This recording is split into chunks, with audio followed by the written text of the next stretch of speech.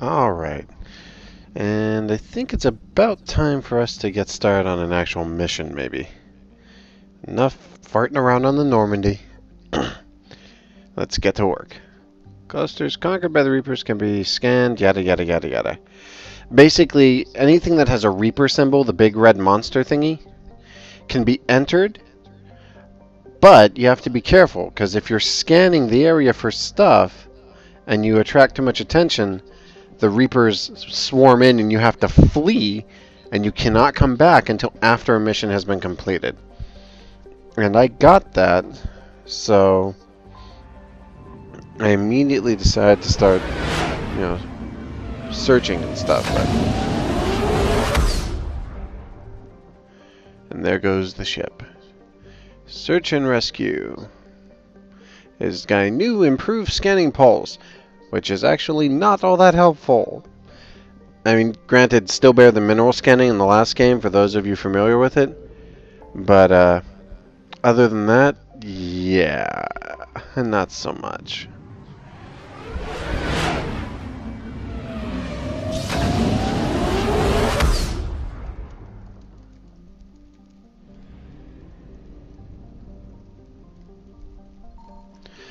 Now that's the pulse I mentioned. And in certain areas, it has no effect because the Reapers are not in the area. So I can go to an area and just mess around and do whatever I want. But those areas generally don't have anything of value for you to find. Sur'Kesh. Turns out I guess that's like the Solarian homeworld. We'll go there later.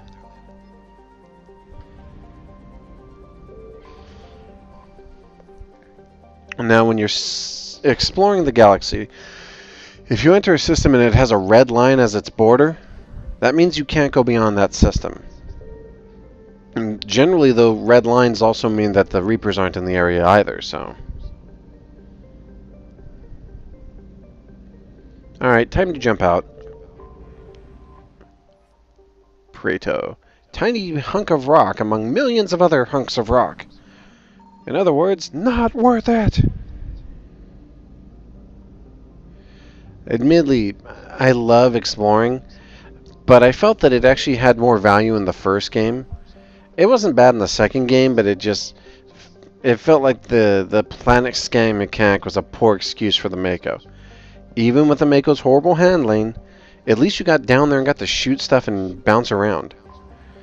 I still think Yahtzee's idea was the best. They should have let you go down to planets, but explore them with freaking jetpacks. Or Mass Effect packs, or whatever they would have been. So we're gonna go hit up an area. Eden Prime, I believe. Xanadu.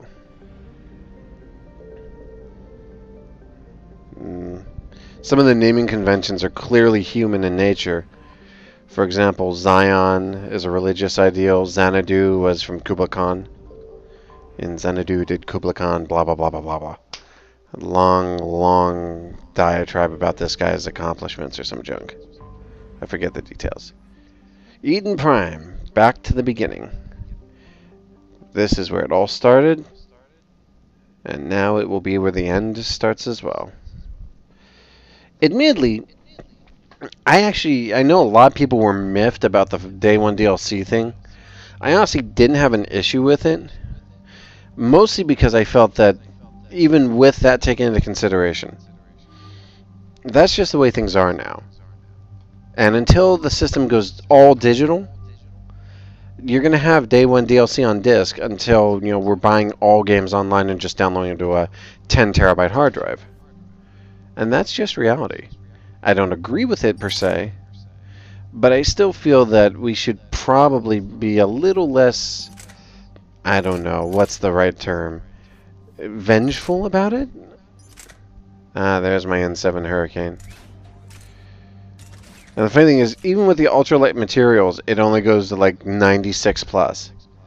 But it means I get 3 different weapons: an assault rifle, a submachine gun, and a pistol, and can still use my powers double the amount you normally would.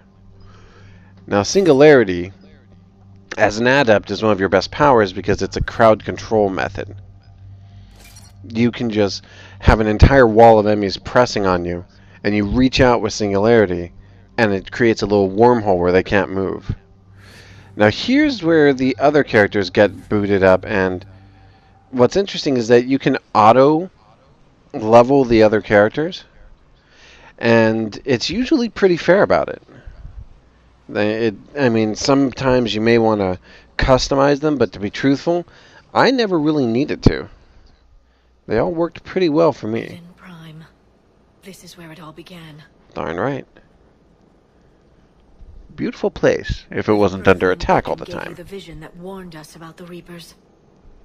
And where you went up against Saren in the Geth for the first time, no? Yes. And now with Cerberus here, Eden Prime's colonists are under attack again. Seems like more than just 3 years ago. How bad? A lot of dead civilians. Lost one of my men, Jenkins, to a Geth drone. Reports said Saren had bombs set up to wipe out the whole colony. Not on my watch. Darn right. Straight. Cerberus hit Eden Prime hard. Whatever they found here was worth a major offensive. There are survivors. Given how much resources Cerberus has, I don't know if major was the right term. They deserve better. I know. The Alliance did what it could to evacuate colonists, but Cerberus came in so quickly. If we find survivors, we'll do what we can. What about this artifact? Is it part of the Prothean device we found on Mars? No idea. The Alliance didn't get any specifics about what Cerberus has uncovered. But whatever it is, it's better off with us than with Cerberus. I should hope so. Bringing you in as close to the dig site as I can. No way we'll avoid detection, but you should have a few minutes. Understood. All right, everyone. Get ready to move. With luck, we can get to the dig site before Cerberus knows we're here. Now, interestingly enough, this character, or the character we're going to meet in a little bit, I don't know. Actually, I don't know if we'll get that far into the process, but I do think we get to see some flashbacks with him. But essentially, this character was well known by rumor on the forums for the Mass Effect series. It had all kinds of silly nicknames, and the BioWare, the creators, actually took it upon themselves to incorporate one of those nicknames in a side conversation with Joker later. They'll never forget. If I run into it, I'll show it. Grow stronger for it. Cool, salvage, more money. That was always another thing that bugged me about the last game, is that, you know, the first game, I walked away from the game with like 2 million credits. And even by the second game, when I was fully loaded, I couldn't ever get enough credits together to actually do the full Monty, you know, have all the weapons and equipment at once. Cerberus data could help the colonists still alive on other parts of Eden Prime. How? Look at that. Bits of Prothean tech sticking out of the ground like an old bone. Hey, Lear, you ever find dinosaurs while you're digging around? No, dinosaurs and other fossils would be paleontology. I'm an archaeologist. Left by sapien species. The two fields are completely different, and... you were joking. I like dinosaurs. Yeah, like I said, Freddie Prinze Jr. surprised me. I have to give him credit. I wasn't expecting him to be as good as he was. Doesn't seem possible. It's not a Prothean artifact, it's A live Prothean. a Prothean. You mean a collector? Those things the Reapers turned the Protheans into? No, an original unmodified Prothean who's still alive. You're right. That doesn't sound possible. You saw Prothean stasis chambers in the archives on Ilos. The only reason those failed was a lack of power. Cerberus found this in an underground bunker. It still has power. He's been in stasis for the past 50,000 years. Long Waiting time to for be us. asleep. Think of what we could learn. What can you tell me about the Protheans, the people, not the technology? Given your experience with the Prothean cipher, you probably know as much about them as I do. The Prothean Empire spanned the known galaxy. They uplifted countless other species to help them join the galactic community. Uplifted, huh? Like when the Solarians helped the Krogan to evolve a little faster. Which was Yes. an Judging by the dig accidental sites like problem. The Prothean archive on Mars or Maybe here not, on Eden but- Prime, the Protheans wanted other species to learn. It's clear that they prize knowledge, growth, and cooperation with the rest of the galaxy. The way you describe them, they sound a lot like the Asari. I'm certain I'm coloring their culture with my own perceptions. Whatever the Yeah, well, Protheans were, what culture finding doesn't one do that, alive though? represents an incredible opportunity. You know, if we found alien ruins in our world, I hope I would can we help. not begin to If this put single aspects of Prothean was ourselves sent into our stasis, he could be progenitors? the foremost scientist of his time, or perhaps the wisest counselor. Cerberus damaged the life pod when they excavated it. The life signs are unstable. Then let's get him out of there. No, breaking open the pod would kill him. We have to find the command signal that ends the stasis mode. We also need to figure out how to physically open the pod without doing more damage. Cerberus took over the labs nearby to research what they found at the dig site. That's likely our best bet. So, more hunting, more shooting, and here comes trouble. Heads up! And it's like, yeah, great. More company.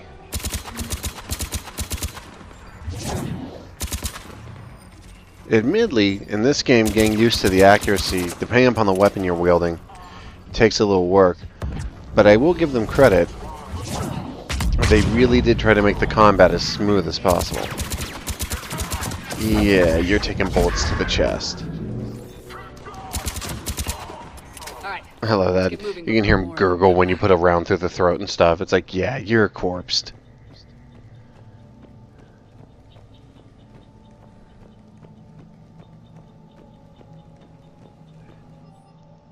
More intel. Cool.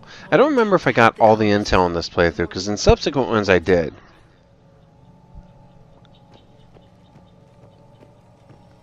I know that I did a lot of searching in this one, but I don't remember if I found them all.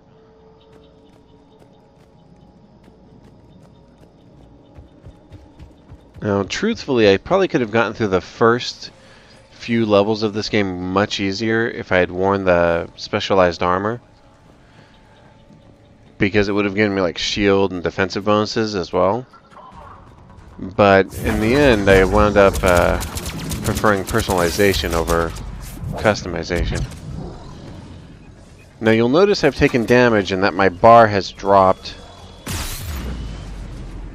and it only recharges up to the last bar that it came up to. Oh crap, turrets. I forgot about those. Turrets are a major pain in this game, and the Cerberus engineers love to throw them out there. The Cerberus The Cerberus engineers themselves aren't that bad, but the turrets they can deploy are an absolute nightmare. And I'm still getting hit from somewhere.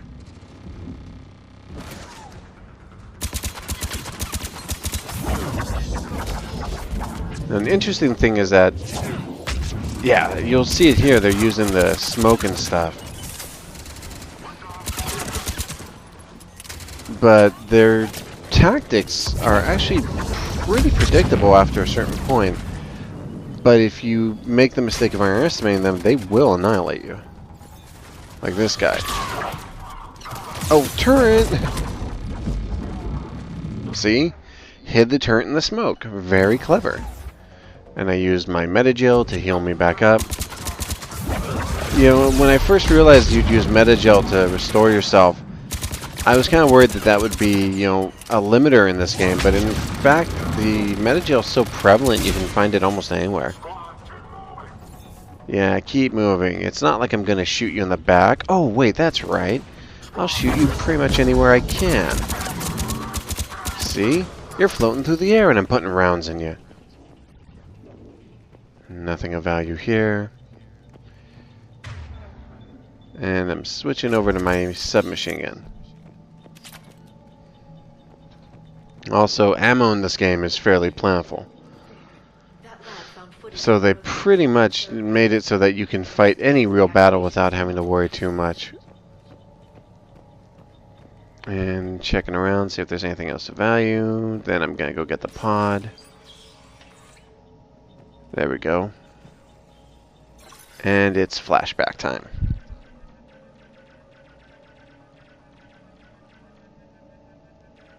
This thing takes forever. There we go. And see, Shepard still has the cipher from the previous game.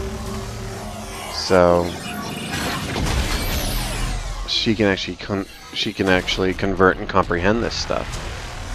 And here we see what the Reapers did to the Protheans, and just more or less stomping the snot out of them. And here we are introduced to what the Protheans really looked like. Our empire would fall. It won't. We will sleep here until the Reapers return to Doc Space. Then we will rise, 1,000,000 strong. For the Empire. For the Empire. Get to your stasis pod. And then here's something I found interesting, was that throughout the games it always portrayed the Protheans as being highly advanced and educated and all this, and yet despite the advanced technology, you get the impression that most of the survivors are soldiers. You don't see scientists or anything. App collectors. So they really do go way back. Alright, well, that's one. You understood that? You didn't? No. All I saw was static. Cerberus was trying to make sense of it without success. The Prothean cipher you received on Pharos, it lets you see the images as a Prothean would, and understand their language. Whatever, Tess. I saw the video. And the signal they used. Perfect. Then we just need to figure out how to physically open the pod. Alright, next. Moving on to the next objective.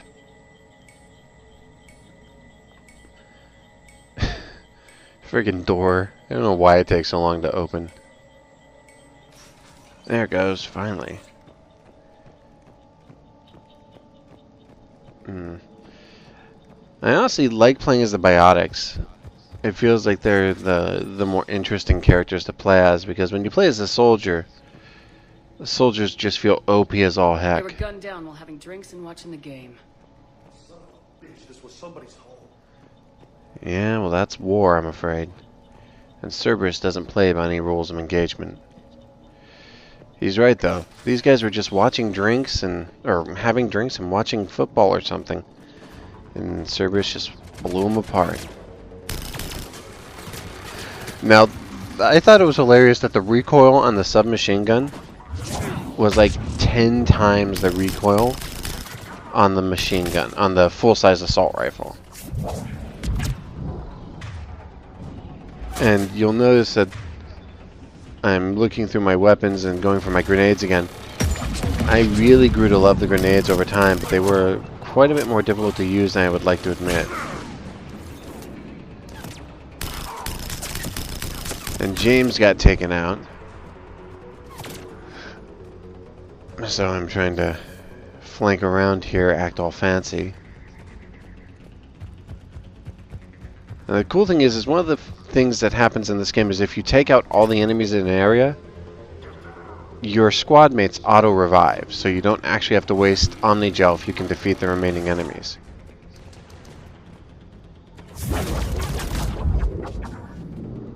Getting undercover, getting undercover.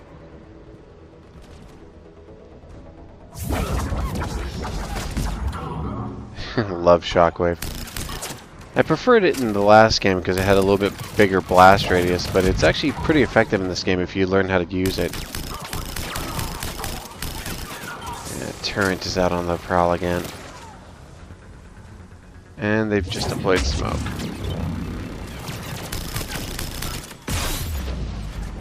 Oh, and they just deployed the grenade on me too. They are, get under cover.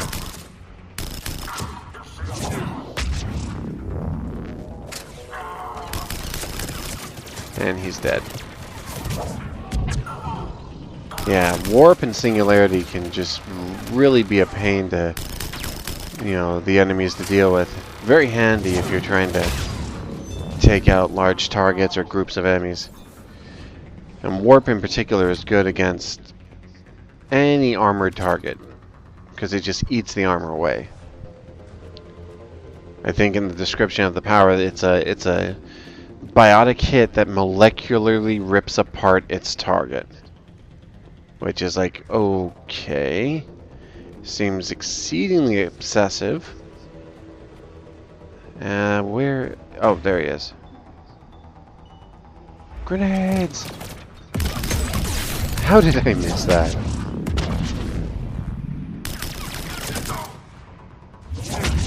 And double warp and he's done. That lab found footage of the Protheans. Cerberus is studying it to figure out how to physically open the pod. And I think we got one more flashback coming up, and then that'll be the end of this video.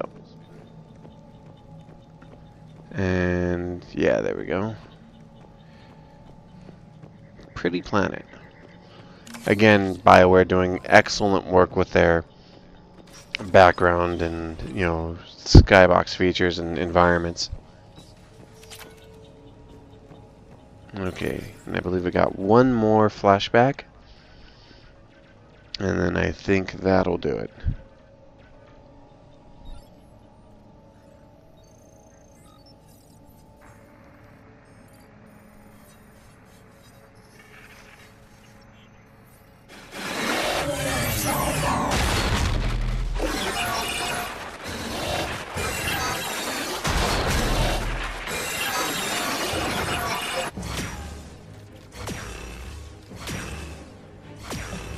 I like the Prothean guns.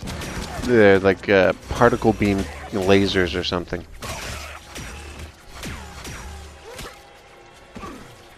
And it's like the Prothean's last stand is not going well. Apparently the Protheans had some serious biotic kick to them. Victory! Seal the bunker! Acknowledged.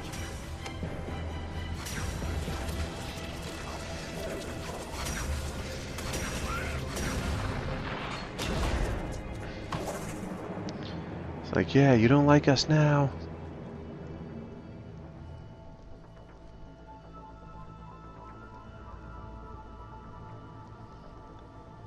Yeah, it looks like their original plan to go into stasis and escape. Their forces have destroyed approximately 300,000 life pods. Yeah, not going so well.